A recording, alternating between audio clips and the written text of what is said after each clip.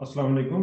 मैं हूं डॉक्टर इमरान अजीज और आज हम डिस्कस करेंगे power spectral density of bipolar signalling. इससे पहले हमने पावर स्पेक्ट्रल डेंसिटी डिस्कस की थी पोलर की ऑन ऑफ सिग्नलिंग की। आज हम जो है वो बायपोलर की पावर स्पेक्ट्रल डेंसिटी जो डिस्कस करेंगे।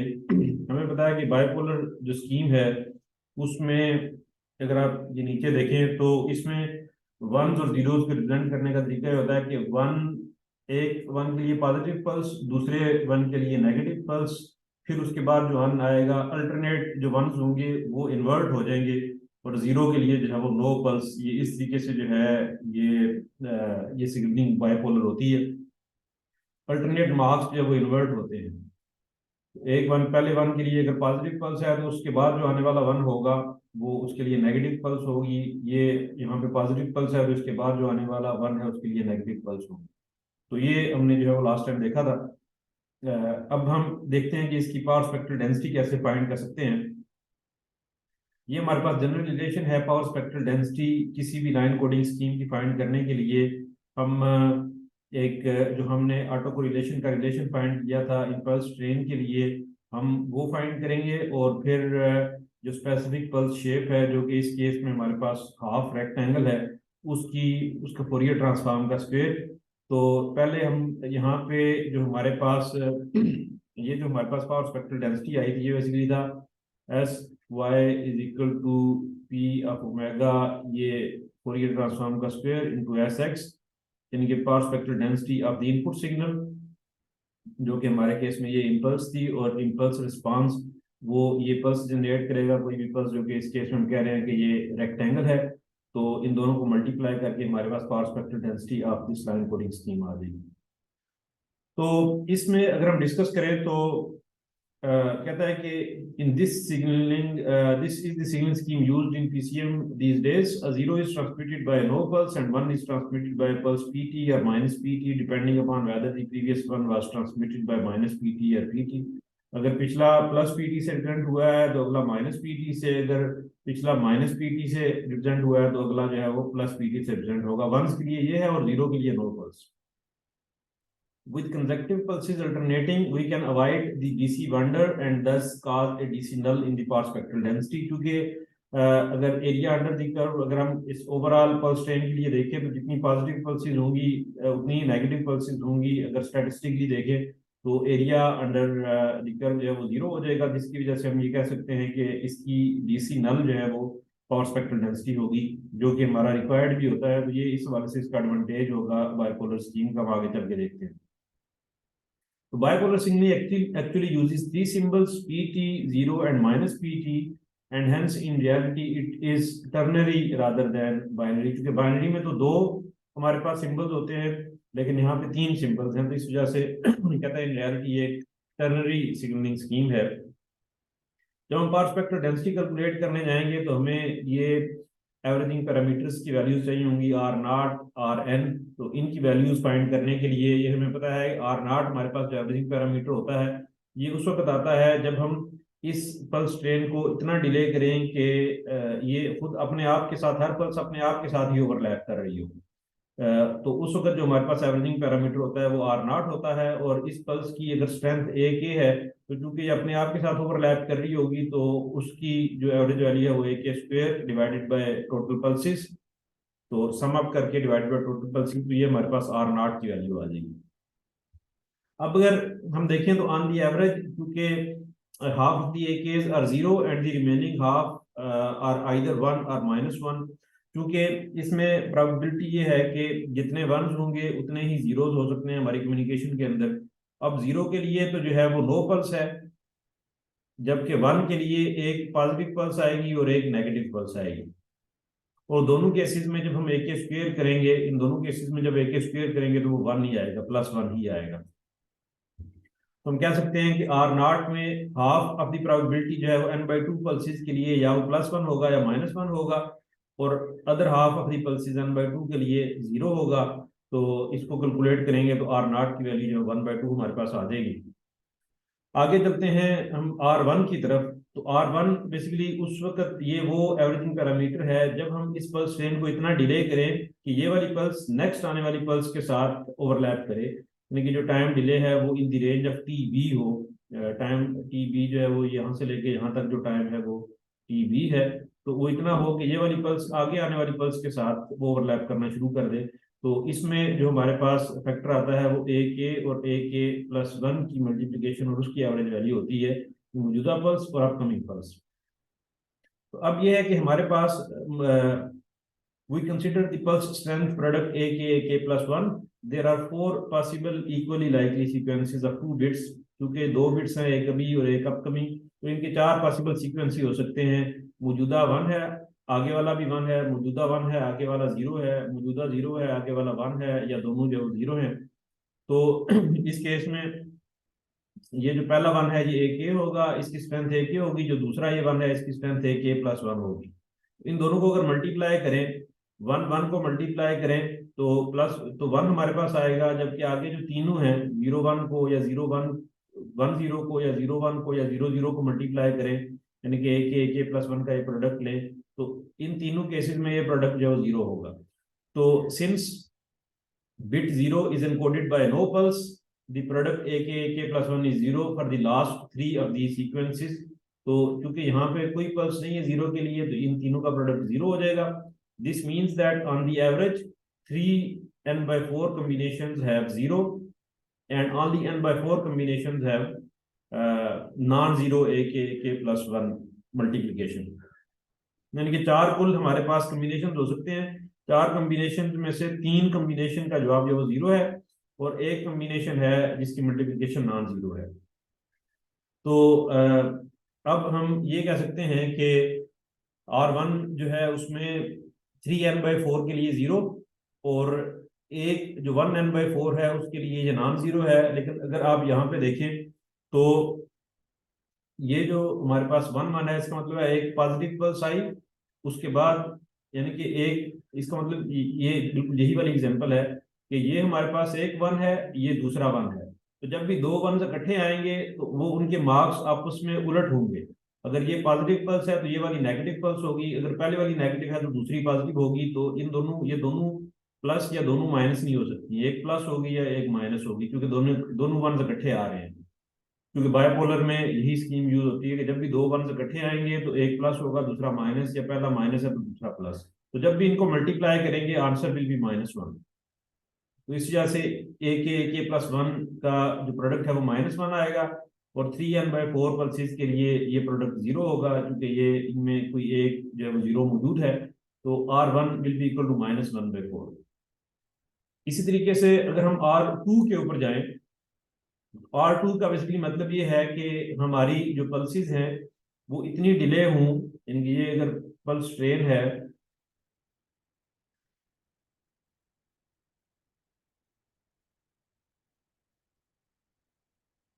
ये पल्स ट्रेन है हमारे पास, तो यानी कि ये पल्स जो है वो उसको हम इतना डिले करें कि वो इस पल्स के साथ जाके वो ओवरलैप करे, यानी कि जो डिले है वो इन दी रेंज ऑफ 2 TB हो, यानी कि +- 2 TB। वो डिले भी हो सकता है, एडवांस भी हो सकता है। तो उस केस में जो हमारे पास एवरेजिंग पैरामीटर आएगा वो R2 होगा। तो इसमें जो बेसिकली प्रोडक्ट है ए के प्लस 2 ये प्रोडक्ट है। तो अब क्योंकि अगर आप नोट करें तो इस प्रोडक्ट का इस पल्स का इस पल्स के साथ हमने देखना है कि रिलेशन कैसे बनता है। अब बीच में एक और पल्स भी आ रही है, इनके डिले हमने इतना कर दिया कि बीच वाली स्किप हो गई है और ये पल्स आगे वाली के साथ जाके ओवरलैप कर रही है। तो इस केस में चूंकि ये तीन बिट्स जो है वो इन्वॉल्व हो रहे हैं, पहला, दूसरा और तीसरा, तो तीन बिट्स के जो हमारे पास मैक्सिमम सीक्वेंस बनते हैं वो 8 सीक्वेंस बनते हैं, जो कि ये हो सकता है 3 बिट्स 111 हो सकते हैं, 101 110, ये 8 कॉम्बिनेशन हो सकते हैं 3 बिट्स के। लेकिन इनमें से जो हम कंसर्न हैं वो पहले और तीसरे बिट के साथ कंसर्न है, पहले और तीसरे बिट के साथ कंसर्न है, हमें दूसरे बिट से उस तरीके से कंसर्न नहीं है, क्योंकि हम R2 को देख रहे हैं। तो R2 AK और AK प्लस 2 का जो प्रोडक्ट है वो उसको हम देखेंगे। तो ये AK की स्ट्रेंथ है और ये AK प्लस 2 की जो स्ट्रेंथ है ये वाली। तो इसमें अगर नोट करें तो आ, हमारे पास यहाँ पे ये वन है, ये वन है, इन दोनों को मल्टीप्लाई करेंगे तो वन आएगा, ये वन है, ये वन है, इनको मल्टीप्लाई करेंगे वन आएगा। ये 1 है, ये 0 है, 1 0 को मल्टीप्लाई करेंगे 0 हो जाएगा, क्योंकि 0 के लिए कोई पल्स हम ट्रांसमिट नहीं कर रहे, 0 नो वोल्टेज है, तो ये हमारे पास 1 और 0 मल्टीप्लाई होकर 0 हो जाएंगे, ये 1 0 मल्टीप्लाई होकर 0 हो जाएंगे, ये 0 1 मल्टीप्लाई होकर 0 हो जाएंगे, 0 0 0 0 1 0 0 0 0। इसका मतलब है सिर्फ दो कॉम्बिनेशन हमारे पास बचते हैं जिनका प्रोडक्ट जो है ए के प्लस टू प्रोडक्ट जो है वो नॉन जीरो होगा। तो the last six combinations have either the first or the last bit zero or both. Hence AK plus 2 product will be equal to 0 for all these six combinations. ये जो 6 combination है इसमें पहला और तीसरे को मल्टीप्लाई करेंगे AK और AK प्लस 2, इनमें से कोई एक जीरो है या दोनों जीरो हैं, तो ये इनका answer will be 0. The first three combinations are the first two combinations are the only ones that yield non-zero value. Using the bipolar rule, the first and the third pulses in the combination 1 1 1 are of the same polarity, yielding AK plus 2 is equal to 1. अब चूंकि यहाँ पे अगर आप देखें ये जो हमने एग्जांपल ये ड्रा की, इसमें ये भी 1 है, ये भी 1 है, ये भी 1 है, 3 1 इकट्ठे आ रहे हैं। जब 3 1 इकट्ठे आ रहे हो तो पहला 1 जो है वो प्लस पॉजिटिव पल्स से, दूसरा नेगेटिव से, तीसरा फिर पॉजिटिव पल्स से। तो पहला और तीसरा जो है वो उसकी दोनों पॉजिटिव पल्सेस हैं, तो 1 1 1 में पहले और तीसरे दोनों की पॉजिटिव पल्सेस होंगी, तो plus 1 multiplied by plus 1 will be equal two plus 1। या फर्ज कर लें 1 1 1 में पहली पल्स जो है वो -1 थी, तो दूसरी प्लस 1 हो जाएगी, तीसरी फिर -1 होगी, तो ये इसका जो प्रोडक्ट है के प्लस 2 का प्रोडक्ट वो इस केस में भी प्लस 1 ही रहेगा। तो इस केस में ये हम देखते हैं कि जो हमारे पास ये प्रोडक्ट है AK plus 2 will be plus 1, but for 101 ये जो दूसरी कॉम्बिनेशन है 101 में the first and the third pulses are of the opposite polarity. तो ये अपोजिट पोलैरिटी की वजह से इनका जो मल्टीप्लिकेशन है वो -1 आएगी, क्योंकि यहाँ पे बीच में 0 था, 0 के लिए नो पल्स है, तो ये अगर 1 प्लस पॉजिटिव पल्स से रिप्रेजेंट हुआ तो ये नेगेटिव पल्स से रिप्रेजेंट होगा, ये वाला 1 अगर नेगेटिव से होगा तो ये पॉजिटिव से होगा, तो इन दोनों को मल्टीप्लाई करेंगे तो -1 ही आएगा। Thus, on the average, AK plus 2 is equal to 1 for n by 8 terms. देखिए ये कुल 8 टर्म्स हैं, 8 में से एक में हमारे पास प्लस 1 होगा, 8 में से एक के लिए हमारे पास -1 होगा, और 8 में से 6 के लिए हमारे पास 0 होगा। तो अगर हम ये R2 जो है इसको देखते हैं, तो देखें 8 में से एक +1, 8 में से एक -1, और 8 में से 6 जो है वो ये 0, ये 3n/4, ये 3n/4 है, 3n/4, या इसको हम n बाय ना सॉरी ये 6n/8, ये 6n/8 आई थिंक होना चाहिए था, क्योंकि ये आई थिंक 6n/8 होना चाहिए था, क्योंकि ये 1 2 और 6 8/8 ये इस तरीके से बन जाता, ये 6n/8 या 3n/4 होता। तो ये R2 जो है ये 0 के बराबर होगा, क्योंकि ये सारा 0 है और ये माइनस और ये प्लस, तो ये सारा 0 हो जाएगा। इसी तरीके से हम यही चीज देख सकते हैं कि इन जनरल Rn अगर n की कोई भी वैल्यू हो, 2 या इससे बड़ी कोई भी वैल्यू है, तो उसके लिए भी जो हमारे पास हम यही यहाँ पे जो है वो जैसे हमने 3 के 8 कॉम्बिनेशन लिखे हैं, अगर हम R3 फाइंड करना चाहें तो R3 में हमारे पास जो जो 4 बिट्स होंगे, क्योंकि इस बिट की हम देखेंगे कि जो चौथे बिट के साथ क्योंकि हम जो डिले कर रहे हैं R3 में वो इन दी रेंज ऑफ ±3 TB होगा, या डिले कर रहे हैं या एडवांस कर रहे हैं, तो ये वाली पल्स चौथी पल्स के साथ जाके ओवरलैप करेगी। इस तरीके से हम 4 बिट्स के इस तरीके से 16 कॉम्बिनेशन लिख के चेक कर सकते हैं कि उनमें उनका आंसर क्या आएगा। और हम ये देखेंगे कि Rn will be equal to 0 for n greater than 1, यानी कि n 2 equal to or greater than 1 में जो हमारे पास Rn की वैल्यू है वो 0 रहेगी। तो R के ये जो हमारे पास एवरेजिंग पैरामीटर्स हैं, ये दो एग्जिस्ट करेंगे, एक R0 और एक R1। R0 की वैल्यू 1/2 थी, R1 की वैल्यू -1/4 थी। तो ये वैल्यूज हम आगे जो है वो यूज करेंगे। तो ये हमारे पास वो जनरल इक्वेशन है पावर स्पेक्ट्रल डेंसिटी की। R0 हमने फाइंड कर लिया, Rn भी हमने फाइंड कर लिए, R1 की वैल्यू एग्जिस्ट करती है, R2 और इससे ऊपर वाले जितने भी R हैं उनकी वैल्यू जो है वो 0 होगी। अब हम यहाँ पे अगर R0 की वैल्यू पुट करें 1/2 और R1 की वैल्यू जो है वो रखें -1/4, तो ये हमारे पास आ जाएगा 1/2 TB, ये 1/2 था और यहाँ पे 1/4 था। तो यहाँ पे चूंकि सिर्फ हमारे पास जो जो टर्म है वो सिर्फ R1 वाली एग्जिस्ट करेगी, तो ये हमारे पास बेसिकली आ जाएगा R0 plus 2R1 cos of omega TB, यानी कि n जब 1 के बराबर है तो ये जो ब्रैकेट के अंदर है ये इसके बराबर आ जाएगा। और R0 जो है ये 1/2 के बराबर था, और R4 माइनस 1/4 के बराबर था, तो ये -1/2 आ जाएगा cos ओमेगा TB। 1/2 कॉमन आ गया, 1/2 कॉमन आ गया तो 1 माइनस cos ओमेगा TB ये हमारे पास आ जाएगा। और 1 माइनस cos ये साइन स्क्वेयर θ/2 के बराबर होता है, इसको इस तरीके से लिखा जा सकता है। अब हम आ जाते हैं ये Fourier transform of the pulse shape. तो यहाँ पे वो ये कह रहा है कि note that part spectral density is 0 for omega is equal to 0, यानी कि डीसी के ऊपर पार्ट स्पेक्ट्रल डेंसिटी 0 है। जब ओमेगा 0 पुट करेंगे तो साइन ऑफ 0 0 होता है, तो हर चीज 0 हो जाएगी। तो part spectral density is 0 at omega is equal to 0। ये जो हम बात कर रहे थे कि डीसी नल जो है वो इसके अंदर मौजूद है, hence part spectral density as a DC null which is desirable for AC coupling. Moreover, sin square is equal to 0 at omega is equal to 2 pi by TB, that is 1/TB is equal to RB hertz. Thus, regardless of P omega, we are assured of a bandwidth of RB hertz for the तो हम यहाँ पे ये देख सकते हैं कि इसकी जो बैंडविड्थ होगी, एसेंशियल बैंडविड्थ, वो हाफ ऑफ दी पोलर होगी। वो पोलर की बैंडविड्थ 2RB थी, यहाँ पे RB बैंडविड्थ है इसकी।